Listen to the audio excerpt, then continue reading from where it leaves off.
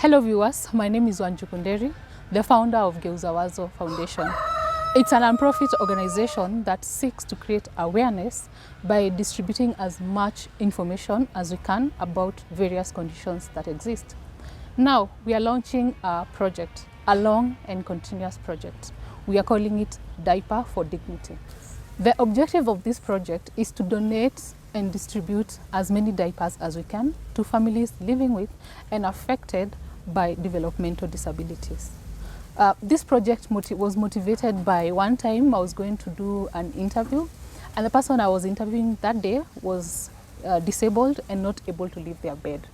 But they didn't have diapers, so they were using piles, like stacks of newspapers, as the diaper. Now, you all know how newspapers can feel when they are soaked in water and they have started shredding. Now, imagine that between your bum and the bed sheet.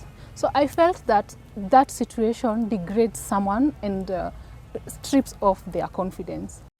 And so I figured that we can come in and do this project, put a smile in people's faces, change their lives even though it's for a short period of time, and then instill some sort of dignity, because I feel that using newspapers in place of diapers is not the best thing to do.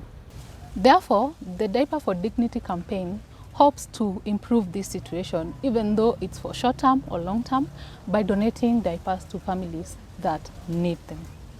And we are calling on all of you who are interested in being a part of this project to help us by donating money to buy diapers.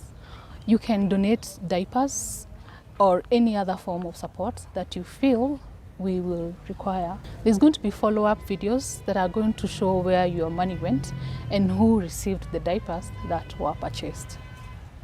There are various ways in which you can donate.